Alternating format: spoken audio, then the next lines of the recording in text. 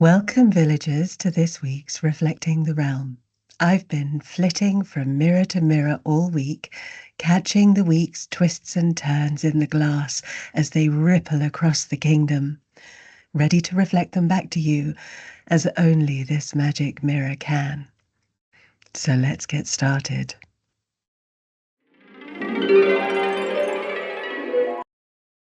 This week's top tale. The evil queen, Starmaleficent, threatens Prince Elon with banishment of both the fairy Grokfather and the good witch of the X if our prince won't comply with her wishes to tighten controls to limit villainous misuse of their mirage-making abilities.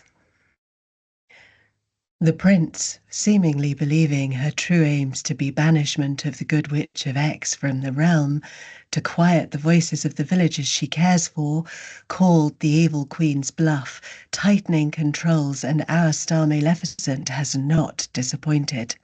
She has shown her hand, insisting on continuing the drive forward with her investigations.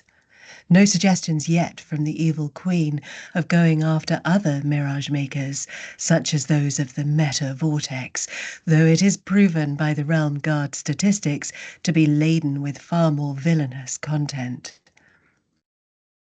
Many villagers suspect the good witch of X is still firmly in our Starmaleficent sights.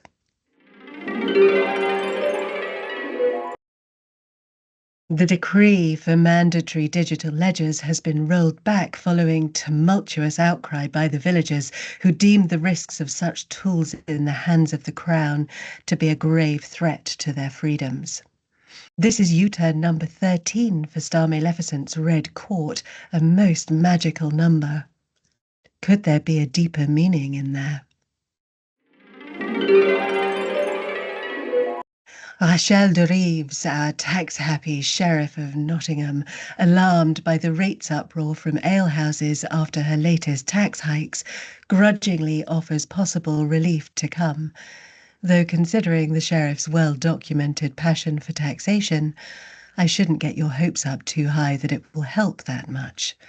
The big question of our day, where's the Lionheart when you need him? It's been a big week for Farage-Skin and his spinners, more of the witches of Westminster jumping and being pushed from the Lady Badenoch's old Blue Guard benches to join his spinners. But can they turn that straw into gold, especially with Rupert Barlow and his Nutwood Restoration chums hard on their heels?